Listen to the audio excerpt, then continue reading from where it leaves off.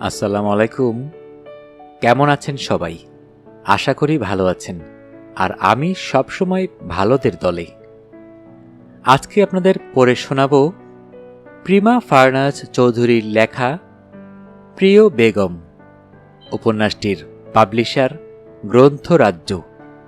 বইটি প্রথম প্রকাশ হয়েছে ২০২৫ সালে। গল্প পাঠে আমি মোহাম্মদ মেহেদী হাসান। তাহলে শুনতে থাকুন প্রিমা ফারনাজ চৌধুরীর লেখা রোমান্টিক উপন্যাস প্রিয় বেগম। আজকে শুনবেন উপন্যাসটির প্রথম পর্ব।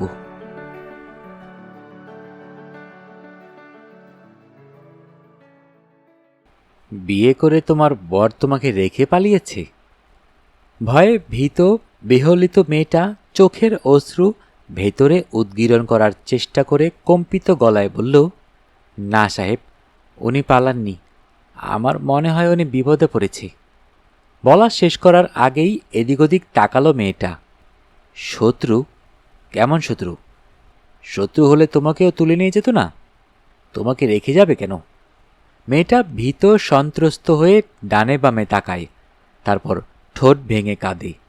পরনে লাল টকটকে বিয়ের শাড়ি, মাথার কবরীবন্ধ চুলের সাথে আটকানো একটা যবনিকা, নাকে ছোট্ট একটা সোনার নাকফুল, গলায় সোনার চেইন, হাতে দুটো চিকন বালা, সেটা স্বর্ণের।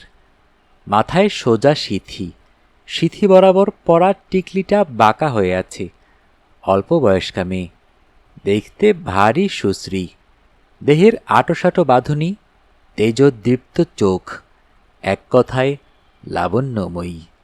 মেয়েটার রূপে মোহিত হয়ে ছেলেটা হয়তো তাকে পালিয়ে বিয়ে করেছে। তোমরা কি পালিয়ে বিয়ে করেছ? প্রশ্নটা মেয়েটা লজ্জা পেল। লজ্জায় সংকোচে আর অক্তিম হয়ে বুকে চিবুক ঠেকিয়ে মাথা দুলালো। কয়েকটা উৎসুক চোখ মেয়েটার দিকে তাকিয়ে আছে। নাগরঙ্গ পশ্চিম আকাশে সূর্যের বিদায় লগ্ন জানান দিচ্ছে রাতের আগমন। শাহজাহান সুলতান বহুদিন পর নিজ বাড়িতে ফিরছেন পলাশপুর থেকে, নিজ বাড়ি রূপনগরে। পলাশপুর থেকে রূপনগরে ফেরার পথে নদীর পাড়ে দাঁড়িয়েছিল তাদের কাঙ্ক্ষিত ট্রলারটির জন্য। ট্রলার আসতে দেরি হওয়ায় চুরুট টানছিল একপাশে দাঁড়িয়ে। বর্ষার পানিতে নদীর পানি টইটুম্বুর। একপাশে মাল বহনকারী জাহাজে মালামাল তুলছে জাহাজ খালাসিরা। বেশ হাঁকডাক পারছে কর্মীরা, সবার পরনে লুঙ্গি। তিনি লক্ষ্য করলেন নদীর পার ঘেঁষে ভয়ে জবুথবু হয়ে দাঁড়িয়ে থাকা কন্যাটি লুঙ্গি পরিহিত লোকগুলোর কুদৃষ্টি থেকে নিজেকে বাঁচাতে মাথা ঢাকা লাল অবগুণ্ঠন দিয়ে নিজেকে ঢাকার চেষ্টা করছে, আর হালকা কাঁপুনির সাথে সাথে হালকা হালকা কাঁদছে। বড়ই মায়া হলো শাহজাহান সুলতানের। ওনারও মেয়ে ভাইজি আছে, মেয়েটার বয়সী। অনেকদিন মেয়েদের হইচই কানে বাজে না। আজ আব্বাজানকে দেখে তারা কতই না খুশি হবে। তিনি এগিয়ে গিয়ে সস্নেহে মেয়েটির কাছে সমস্যার কারণ জানতে চাইলে মেয়েটি সব বৃত্তান্ত উল্লেখ করে নির্ভয়ে। যদিও মনের মধ্যে কু ডাকছিল, কিন্তু উপায় নেই। রাত নেমে গেলে সে বিপদে পড়বে তা নিশ্চিত। উনি তাকে ফেলে কোথায় চলে গেল? মানুষটার কোনো বিপদ আপদ হলো না তো? অজানা আশঙ্কায় মেয়েটার গলা শুকিয়ে এলো। তন্মধ্যে মোটা গলায় কে যেন হাঁক পারল, বড়বাবু, ট্রলার আইয়া পড়ছে, তাড়াতাড়ি আহেন। শাহজাহান সাহেব ওনার লোকগুলোকে ডেকে ইশারা করলেন ওনার জিনিসপত্র মালামালগুলো ট্রলারে তোলার জন্য। লোকগুলো জিনিসপত্রগুলো নিয়ে যাওয়ার সময় মেয়েটির দিকে পলক তুলে সন্দিহান দৃষ্টিতে বার কয়েক তাকালো। তাদের চাউনি দেখে আরও ভয়ে সিটিয়ে গেল মেয়েটি। চুরুটের গন্ধে দম বন্ধ হয়ে এলো মেয়েটির। শাহজাহান সাহেব ধোয়া উড়িয়ে বললেন, রাত নামছে মেয়ে, কি করবে কিছু ভেবেছ? এখানে এভাবে কতক্ষণ দাঁড়িয়ে থাকবে? তোমার বর কি আসবে? মেয়েটি কাঁপতে কাঁপতে দ্বিধাগ্রস্ত হয়ে বিপন্ন কণ্ঠে বলল, জানি না। উনি আমাকে বলেছিলেন আধ ঘন্টার ভেতর ফিরে আসবে। গিয়েছিলেন ভাঙতি পয়সার জন্য। ওনার কাছে গোটা পয়সা ছিল, মাঝিরা নিতে চাইল না। একটা বৃদ্ধা মহিলা ও তার 2 নাতি ছিল, তাদের সাথে রেখে গিয়েছে। উনি যাওয়ার ঘণ্টাখানেক পর বৃদ্ধাকে নিয়ে তার 2 নাতি চলে যায়। আমি একা হয়ে পড়ি। মেয়েটা কাঁদতে চাইছে না, কিন্তু কান্না আটকে রাখতেও পারছে না। ভবিষ্যৎ আশঙ্কায় সে দিশেহারা হয়ে পড়েছে। শাহজাহান সাহেব আরও একটি চুরুট ধরালেন, বললেন, তোমরা যাচ্ছিলে কোথায়? নির্বোধের মতো তাকালো মেয়েটা। নদীর ওপারেই যাচ্ছিলাম। ওপারে কোথায়? মেয়েটা উত্তর দিতে পারল না। আজব মেয়ে তো তুমি, নিজের শ্বশুরবাড়ি কোথায় তা জানো না? ওনার তো বাড়ি ঘর নেই, ওনার দুকুলে কেউই নেই। বিয়ের পর অন্য একটা গ্রামে চলে যাব, শুধু এইটুকু বলেছিলেন আমায়, যাতে আমার চাচা খোঁজ না পায়। তুমি তো আমাকে বিপাকে ফেলে দিলে মেয়ে। তোমাকে একা রেখে কিভাবে যাই? এইসব জায়গা খারাপ, তার উপর তুমি যুবতী মেয়ে, লোকজন তো তোমাকে চোখে গিলে খাচ্ছে। কথাটায় বোধহয় মেয়েটা অপমানিত বোধ করল, কিন্তু তা বোধগম্য হল না শাহজাহান সুলতানের। মেয়েটার পায়ে লাল ফিতার জুতো, পায়ের অঙ্গুলি আলতায় রাঙানো। উনি মেয়েটার আপাদমস্তক দেখে বললেন, তোমার বাড়ির ঠিকানা বলবে? না না। তার আতঙ্কিত গলার স্বর বলে দিচ্ছে সে বাড়ি ফিরতে চায় না। আপনি চলে যান, আমি ওনার জন্য অপেক্ষা করব। বোকা মেয়ে, কতক্ষণ অপেক্ষা করবে? তুমি বরং আমার সাথে চলো, আমি রূপনগরে যাচ্ছি। এখান থেকে 2 গ্রাম ফেলে রূপনগর। এখানকার স্থায়ী বাসিন্দাদের বলে যাই তুমি রূপনগরে সুলতান মহলে যাচ্ছ। তোমার বর যদি এসে খোঁজ করে, ওরা বলে দেবে তুমি রূপনগরে আছো। অংশুমালীর বিদায় লগ্নকে সাক্ষী রেখে সদ্য বিবাহিত স্বামীর কথা ভেবে ফুপিয়ে কেঁদে উঠে বর্তমান ভবিষ্যতের নিশ্চয়তা অনিশ্চয়তা উপরওয়ালার হাতে ছেড়ে দিয়ে পিতৃসম মানুষটার কথায় মাথা দুলালো মেয়েটি। বলা হয়নি, রক্তরঙে সজ্জিত বিপদগ্রস্ত স্বামীকে নিয়ে উৎকণ্ঠিত মেয়েটির নাম অপরূপা। দেখতে সে তার নামের মতো হলেও জীবনটা তার রঙিন রূপ পেতে পেতে কেমন কুহেলিকাবৃত অন্ধকূপে ডুবে গেল। ট্রলারে উঠে জড়সড় হয়ে এক কোনায় হাত পা গুটিয়ে বসে সে রাতের খোলা আকাশ দেখে। চোখের কোল বেয়ে অহর্নিশ পড়তে থাকে অশ্রু। এমন একটা জ্যোৎস্না ভরা রাতে তার মাথাটা থাকার কথা ছিল স্বামীর বক্ষস্থলে। তার জীবনের মধুময় দিনগুলো আসার আগেই কেন অমাবস্যার রাত এসে ঝাঁপি নামায় সে জানে না। মায়ের প্রথম সন্তান সে। এমন এক পূর্ণিমার রাত্রিরে মায়ের কোল আলো করে জন্ম নেয় সে। তার জন্মে কেউ খুশি ছিল না।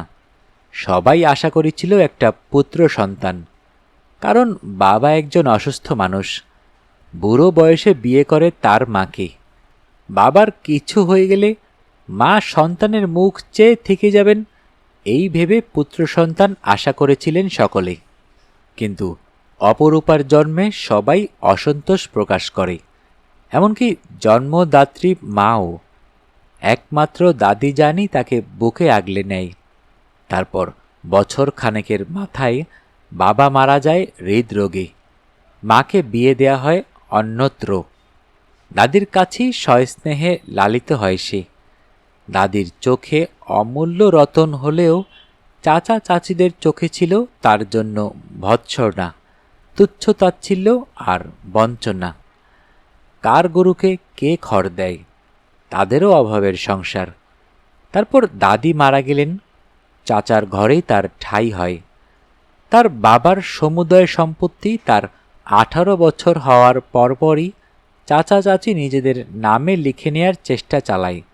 সম্ভব হয় না। অপরূপা ততদিনে বুঝতে শিখেছে এদের সোজা রাখতে হলে সম্পত্তি ধরে রাখতেই হবে তাকে। অপরূপা সেই জোর দেখিয়ে টিকে থাকে চাচার সংসারে। তারপরও সারাদিন গাধার মতো খাটে, আর কপালে জোটে তিক্ত গালাগাল আর 2 মুঠো ভাত। ছোটবেলায় মাকে একদিন চিঠি লিখেছিল সে। মা ফের চিঠি পাঠিয়েছিল। খুব খুশি হয়ে অপরূপা চিঠি খুলে পড়তেই অঝরে কাঁদল।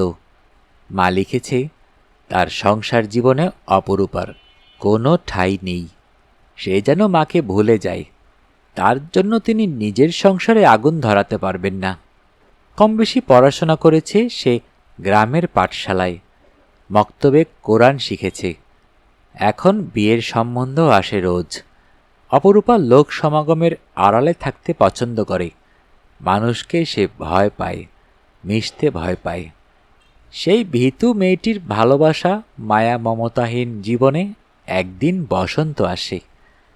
এক বসন্ত বিকেলে তার বিষাদময় জীবনে আগমন ঘটে এক আগন্তুকের।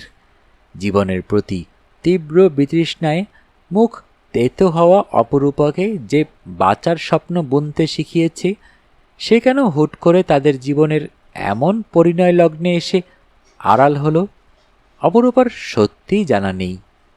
এই মেয়ে, চিরা দই খাবে? অপরূপা চমকে উঠে চোখের জল লুকোনোর চেষ্টা করে। অপরূপার সামনে এসে বসে শাহজাহান সাহেব। বলেন, আরে মেয়ে, কাঁদছ কেন? বরের জন্য? বরকে খুব ভালোবাসো বুঝি? অপরূপা ঠোঁট টিপে কেঁদে মাথা দোলায়। সে ভালোবাসা কি জানে না, তবে মানুষটার সাথে সে সংসার করার স্বপ্ন দেখেছিল। তাদের টিনের চালের একটা ঘর হবে, ঘরের সামনেই একটি পদ্মপুকুর থাকবে।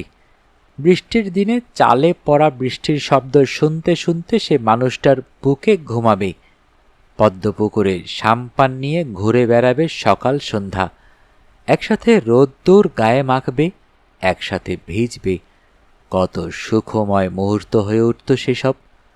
ওর সম্পর্কে কতটুকু জানো? অপরূপা বলে, যতটুকু জানলে একটা মেয়ে তার সাথে ঘর করার স্বপ্ন দেখে, ততটুকু। শাহজাহান সাহেব কি বলবেন খুঁজে পেলেন না। অপরূপার মাথায় হাত বুলিয়ে বললেন, কান্না থামাও, আমার সাথে সহজ হও। নাও, চিরা দই খাও। পথে খাবো বলে নিয়েছি। আমি আবার খুব খাদ্য রসিক। তোমাকে নিয়ে বাড়ি ফিরে বেগমের হাতে বানানো মিষ্টি খাওয়াবো, তোমার বিয়ে উপলক্ষে। মানুষটার কথায় অপরূপার ঠোঁটের কোনায় ঈষৎ হাসির দেখা মিললেও তা আবারও নিভে গেল। কেঁদো না, ব্যবসায়িক খাতিরে অনেক দূর পর্যন্ত আমার হাত রয়েছে। আমি তোমাকে তোমার স্বামীর কাছে ফিরিয়ে দেব। আমার উপর বিশ্বাস রাখো। স্বাভাবিক হওয়ার চেষ্টা করে চিরা দই মুখে দিয়ে অপরূপা জানতে চায়, আপনার বাড়িতে কে কে আছেন? সে এক বিশাল সাম্রাজ্য আমার, গেলেই দেখতে পাবে। চাঁদের আলোয় পানির ডুবডুবি আর খোলা আকাশ দেখতে দেখতে ঘুমিয়ে পড়ল অপরূপা। চমকে উঠল শাহজাহান সাহেবের সাথে থাকা লোকলস্করের চেঁচামেচির আওয়াজে। আইসা বলছি, এই চেরি নাইম্মা বড়, অনেক ঘুমাইছ। এই, সুন্দর করে কথা বল। কৃষ্ণবর্ণের লোকটা লজ্জা পেয়ে মাথা চুলকে বলল, জি হুজুর। মাইয়া ডারে নিয়ে গেলে মা বেগমে কিছু কইব না? কোথাকার মাইয়া? চেনা নাই, জানা নাই। তোদের মারে এই চিনছস? সে কুকুর বিড়ালের পর্যন্ত আশ্রয় দেয়। তরেও তো দিছে, মতিবানেরও তো দিছে, এই মেয়েটারেও দিবে। বেশি পেঁচাল না পেরে এসব নামা। অপরূপা দৌড়ু দৌড়ু বুকে চোখ বুলালো নদীর পাড়ে। অনেক লোকজন, তার মাঝে সে এক অজানা অপরিচিত মানবী। পুরুষের গমগম গলার স্বর তার ভয় বাড়িয়ে দিল। তীক্ষ্ণ চোখ মেলে সে দেখতে লাগল, তার স্বামী নামক পুরুষটি এখানে নেই তো। কি হলো, নামো। শাহজাহান সাহেবের পিছু পিছু নিজের পুটলিটা সাথে নিয়ে কাঠের সিঁড়ি দিয়ে ট্রলার থেকে নামার সময় তেছড়াভাবে পা পড়ায় পেরেকে পা আটকে গেল তার। আর্তস্বরে ও মা গো বলে উঠতেই বাকিরা পিছু ফিরে তাকিয়ে বিরক্তিসূচক শব্দ করল। শাহজাহান সাহেব এগিয়ে এসে মেয়েটাকে তুললেন। রক্ত গড়াচ্ছে। উদ্বিগ্ন গলায় বললেন, অনেক রক্ত পড়ছে দেখি। এই, কার কাছে পানি আছে? দ্রুত পানি আন। অপরূপাকে ধরে উনি তীরে নামালেন। মেয়েটার চোখ মুখ স্বাভাবিক হয়ে গিয়েছে। যেন কোনো ব্যথা নেই। ওনাকে অস্থির হতে দেখে অপরূপা নিজেকে সামলে বলল, সামান্য রক্ত, কিছু হবে না, আপনি অস্থির হবেন না। পানির বোতল নিয়ে এসে অপরূপাকে দিলেন উনি। অপরূপা ঢকঢক করে পানি খেয়ে শাহজাহান সাহেবের পিছু পিছু হাঁটা ধরে। মালামাল বহন করা একটা লোক এসে অপরূপার পাশ ঘেঁষে দাঁড়িয়ে হাঁটতে হাঁটতে বলে, হুজুর, আপনি আগান, আমি এই সেরির লগে আছি। অপরূপা লোকটার দিকে তাকিয়ে কড়া চোখে তাকায়।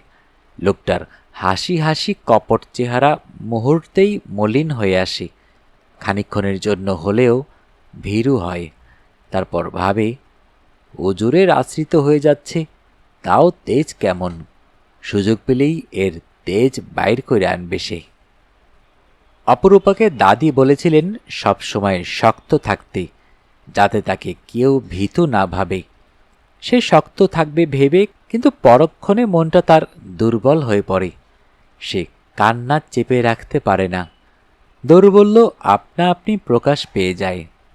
অচেনা অজানা পিতৃতুল্য একজন মানুষকে ভরসা করে অপরূপা এগোতে লাগল সামনের দিকে। জানা নেই এরপর কি হবে, কতদিনই বা আশ্রিতা হয়ে এই মানুষটার বাড়িতে থাকবে সে। অপরূপা ভাবতে ভাবতে সবার সাথে সাথে পৌঁছে যায় একটি প্রকাণ্ড বাড়ির সামনে। উঁচু প্রাচীর দিয়ে ঘেরা সাবেকি বাড়িটি ঘন সবুজ গাছগাছালি আর লতাগুল্মে আচ্ছাদিত। বাড়ির ভেতর থেকে কাজের লোকগুলো ছুটে এসে হাতাহাতি করে মালামাল আর জিনিসপত্রগুলো নিয়ে বাড়িতে ঢোকে। মুখে মুখে ছড়িয়ে যায় এক বধূ এসেছে বড়বাবুর সাথে। মেয়ে মহিলারা দরজার দোরগোড়ায় এসে দাঁড়ায়, হতবাক হয়ে তাকিয়ে দেখে অপরূপাকে। এত গভীর রাতে এক দৃষ্টিনন্দন সুন্দরী কন্যা নিয়ে হাজির ষাটোর্ধ্ব বয়সের মানুষটা।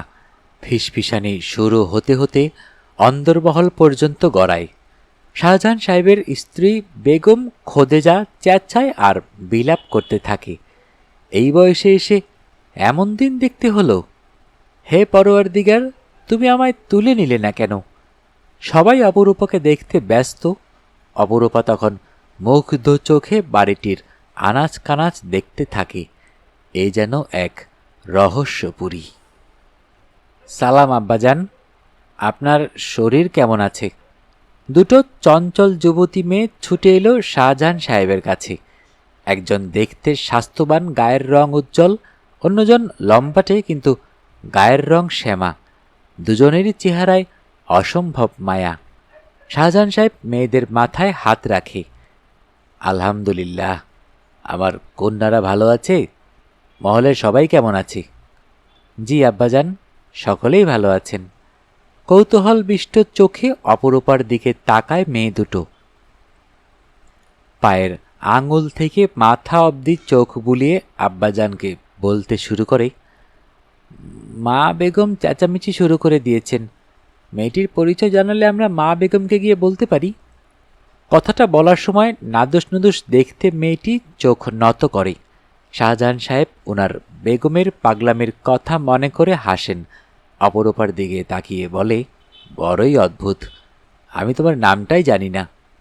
কি নাম তোমার? অপরূপা। ঋণঋণে কণ্ঠস্বর শুনে মেয়ে দুটি আবারও তাকায় তার দিকে। ও অপরূপা, আজ থেকে তোমাদের সই। ও বিপদে পড়েছে, আমি তাকে আমার সাথে নিয়ে এসেছি। ওর সাথে ভালো ব্যবহার করবে, ওর যত্ন আত্মি করবে। ও আমাদের মেহমান। মেয়েদুটির চেহারা এবার পরিষ্কার হয়। এতক্ষণে আধারে নিমজ্জিত ছিল, তাদের ঠোঁটে হাসি ফোটে। শাহজাহান সাহেব এবার অপরূপার সাথে মেয়ে দুটিকে পরিচয় করিয়ে দেন। অপরূপা, এখানে আমার দুই কন্যা দাঁড়িয়ে আছে, একজন নিজের কন্যা, অপরজন ভাই কন্যা। অপরূপা জানতে পারল লম্বাটে শ্যামলা মেয়েটির নাম সায়রা, নাদুস নুদুস ফর্সা খাটো মেয়েটির নাম সোহিনী। দুজনের মাথায় দুপাশে বেনি করা, একই রঙের সালোয়ার কামিজ। ও বধূ সাজে কেন আব্বাজান? ওর কি আজকে নিকা হয়েছে? তাদের কণ্ঠে কৌতূহল ঝরে পড়ে। অপরূপা দৃষ্টি নত করে। শাহজাহান সাহেব হেসে বলেন, ওর বর হারিয়ে গেছে, ওকে এসে নিয়ে যাবে। ততদিন ও আমাদের সাথে থাকবে। ও খুব ক্লান্ত এবং আহত, ওর পায়ে রক্ত ঝরছে। অপরূপা, ওদের সাথে যাও, ভয় পেও না। অপরূপা মাথা দোলায়, ডানে বামে চোখ বুলাতে বুলাতে অন্দরমহলে প্রবেশ করে। মহলের ভেতরে প্রবেশ করতেই চোখ জোড়া আপনা আপনি তার আটকে গেল দেয়ালে।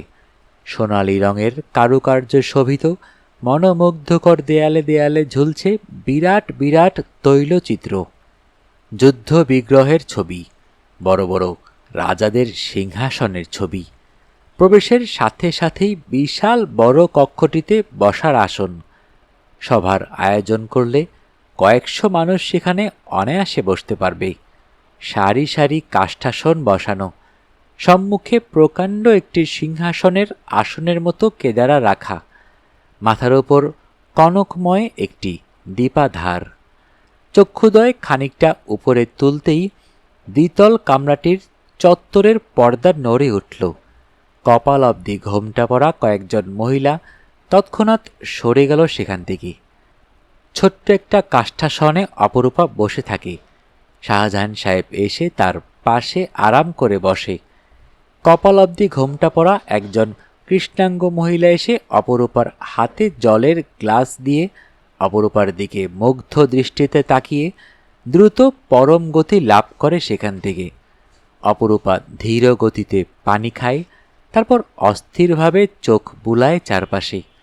আকস্মিক এক মহিলা ছুটে আসে অন্দরমহল থেকে। তার আগমন সবার লক্ষ্য না হলেও বিস্ময়ে সবাই হা হয়ে গেল। ক্রুদ্ধ হয়ে অপরূপার কবরীবন্ধ চুলে হাত দিয়ে টেনে ধরে ভয়ঙ্করভাবে চেঁচিয়ে উঠে বলল, আমার মহলে এসবের জায়গা হবে না। বুড়ো বয়সে আপনাকে ঢঙে ধরেছে। ঘটনার আকস্মিকতায় সবাই নড়েচড়ে উঠতে ভুলে যায়।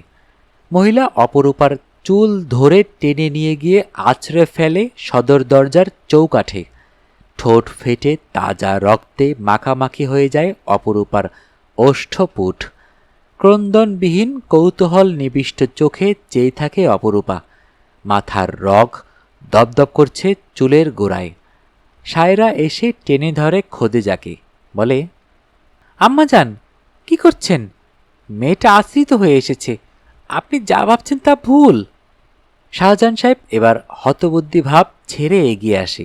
খোদেজার দিকে খ্যাপা চোখে তাকিয়ে ধমকের সুরে বলল, বেগম, একটা অসহায় মেয়ের উপর জুলুম করছো তুমি? কেন ওকে এভাবে আঘাত করলে? ও তোমার মেয়ের বয়সী। খোদেজা মতিভ্রষ্ট হয়। খ্যাপাটে চোখ জোড়া তার শীতল হয়ে আসে। নিজ কন্যার বয়সী মেয়েটার দিকে অপলক তাকিয়ে থাকার পর মনে হয় অনেক বড় ভুল হয়ে গিয়েছে। মেয়েটার পীড়িত বদনের দিকে তাকিয়ে নিজের ওপর রাগ হয়, কিন্তু স্বরূপ প্রকাশ করে না। হনহনিয়ে ভেতরে গিয়ে গা ঢাকা দেয় সে। সোহিনী গিয়ে অপরূপাকে তোলে। অপরূপা গায়ের ভর ছেড়ে দিয়ে কেঁদে ওঠে উচ্চ স্বরে। কাবুলি পাঞ্জাবি পরিহিত একটা 5 কি 6 বছরের বাচ্চা এসে অপরূপার শাড়ি আঁকড়ে ধরে, জানতে চায়, সুন্দর বউ, কাঁদছ কেন? ধূসর বর্ণের শাড়ি পরিহিত একটা মহিলা এসে ধমক দিয়ে ছেলেটার হাত ধরে টানতে টানতে ভেতরে চলে যায়। বাচ্চাটাকে দেখার পরপরই অপরূপার কান্না থেমে যায় কি এক অদৃশ্য ভোজবাজিতে। কার সাথে যেন খুব মিল পেল সে। সন্ত্রাস সদল পড়েছে যাত্রাপালায়। শিল্পীগুলা মঞ্চ ছাইরা পলাইছে। যেখানে যাকে পাইছে সবার কাছ থেকে টাকা পয়সা হাতায় নিছে। মেলা মাইনছের গায়ে চাকু মারছে সাহেব, আমাগো সাহেব বাবুরেও মারছে। হাঁপাতে হাঁপাতে কথাটা পারল কালো মিয়া। শাহজাহান সাহেব ও উনার বড় ভাই শেরতাজ সাহেব চিন্তিত বদনে বসেছিলেন মহল চত্বরে। কালো মিয়া হাঁপাতে হাঁপাতে কথাটা বলে ধপাস করে বসে পড়ে। শাহজাহান সাহেব খেকিয়ে উঠে বলে, কোথায় এখন সে? তন্মধ্যে ধপ ধপ বিভৎস পায়ের আওয়াজ আর ক্রন্দনের আওয়াজে সম্মুখে দৃষ্টিপাত করল সবাই। ওনাদের পায়ের কাছে এসে হুমড়ে পড়ল একজন কালো বেটে মোটা কুদর্শন লোক। পরনের কালো বোরকার মতো বস্ত্র, নাক ফেটে ইতোমধ্যে রক্ত ঝরছে। আমারে মাফ করে দেন সাহেব, আমি পেটের দান দেয় ওদের লগে যোগ দিছি। পিঠের ওপর দরাম করে পরপর ৩-৪ বার লাথি পড়তেই তার আর্তনাদে কেঁপে উঠল গোটা সুলতান মহল। লাথি দিতে থাকা লোকটার গায়ে বাদামি রঙের পাঞ্জাবি, চোখে মুখে অসম্ভব হিংস্রতা, যেন এ যাত্রায় সে মেরেই ফেলবে সন্ত্রাস লোকটিকে। দোতলার চত্বরে দাঁড়িয়ে গোটা দৃশ্যটি অবলোকন করে অপরূপা। তার বুক কাঁপতে থাকে। এ কোথায় এসে পড়েছে সে? এরা এতটা নির্মম কেন? লোকটার আর্তনাদে অপরূপার কোমল হৃদয় কেঁদে ওঠে। বুকে হাত রেখে মারতে থাকা লোকটার মুখ পানে দৃষ্টি নিক্ষেপ করতেই লোকটার চোখ পড়ে তার দিকে। সাথে সাথেই সে আড়াল করে দাঁড়ায়। চোখ সরিয়ে আবারও একের পর এক লাথি দিতে থাকে লোকটা। মার খাওয়া লোকটা যখন নিস্তেজ হয়ে পড়ল, আর কোনো শব্দ করল না মুখ দিয়ে, ঠিক তখনই সদর দরজা পার হয়ে আসে একটি নির্মল, সুধীর, শান্ত অথচ ক্রোধিত গমগমে পুরুষালী কণ্ঠস্বর। আহা, থামো সাফায়াত, এভাবে মেরো না, এভাবে মারলে তো মরে যাবে। পালের গোদাকে খুঁজে বের করার আগে জরুরি। হালকা চালে হেঁটে আসা ঘর্ম ও রক্ত ভেজা সাদা পাঞ্জাবি পরিহিত লোকটার কাঁধ বেয়ে তরল রক্তের স্রোত গড়িয়ে পড়ছে। ললাটের ডান পাশ ক্ষত বিক্ষত, শ্বেত পাঞ্জাবি ধারণ করেছে রক্তের লাল রঙে। শাহজাহান সাহেব আর শেরতাজ সাহেব উদ্বিগ্ন চোখে তাকায়। শাহজাহান সাহেব দাঁড়িয়ে পড়ে, উৎকণ্ঠিত গলায় জানতে চায়, এইসব কি শেহজাদ? আসসালামু আলাইকুম আব্বাজান। পুত্রের সাথে হাত মিলিয়ে শাহজাহান সাহেব বলে ওঠেন, ওয়ালাইকুম আসসালাম পুত্র, কি করে হয়েছে এইসব? চিন্তিত হবেন না, বসুন। আগে বলুন, আসার পথে আপনার কোনো অসুবিধা হয়নি তো? না, কোনো অসুবিধা হয়নি। কেন জিজ্ঞেস করছো? পলাশপুরের দক্ষিণা ঘাটে ডাকাত হামলা হয়েছে বেলা 2টো ঘটিকার সময়। আপনি সেই পথে আসছিলেন, তাই জানতে চাইলাম। কি বলো? আসার পথে তো শুনলাম না। শুনবেন কি করে? সৈন্যদের হুঁশিয়ারিতে সবাই পালিয়েছে দলবলসহ। আমরা তখন বেশ দূরে জাহাজে নিরাপদ অবস্থানে রত ছিলাম, দূরবীন দ্বারা দেখছিলাম। আর এ বলদ কি করেছে? গঙ্গাতে থাকা লোকটার দিকে দৃষ্টিপাত করে প্রশ্ন ছুড়ে শাহজাহান সাহেব। শেহজাদ বলে, এরা ছিচকে ডাকাত, যাত্রাপালে গিয়ে পয়সা হাতাচ্ছে আর না দিলে চাকু মারছে। নারী শিল্পীর গায়ে চাকু মেরে দিয়েছে। আমার সব পরিকল্পনা জলে গেল। কাল মঞ্চে তার কাজ ছিল। আমি এখন এই অল্প সময়টুকুর জন্য নারী শিল্পী কোথায় পাব? বলা শেষ হতে না হতেই কাঁধের ক্ষতস্থানে হাত দিয়ে অস্ফুট শব্দ করে সে। সাফায়াত মারতে মারতে ক্লান্ত হয়ে বন্ধুর পাশে এসে বসে। স্বাভাবিক হয়ে গলার স্বর খাদে নামিয়ে বলে, মহলে মনে হয় নতুন মেহমান এসেছে। শেহজাদ কপাল ভাঁজ করে তাকায়, বলে, সুলতান মহলে অতিথি আসবে যাবে, এ আর নতুন কি?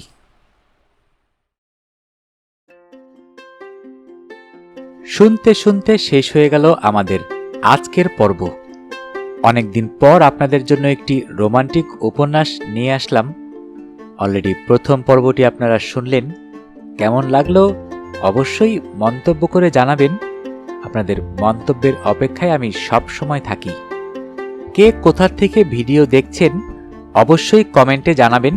আমি নেক্সট পর্ব থেকে আপনাদের নাম ভিডিওতে উল্লেখ করার চেষ্টা করব এবং চেষ্টা করব যত দ্রুত সম্ভব দ্বিতীয়, তৃতীয়, চতুর্থ এভাবে পর্বগুলো আপলোড করার জন্য। যারা এখনও চ্যানেলটি সাবস্ক্রাইব করেননি, অনুরোধ থাকবে চ্যানেলটি সাবস্ক্রাইব করে বেল আইকনটি অন করে দিবেন। গল্প পাঠে আমি মোহাম্মদ মেহেদী হাসান।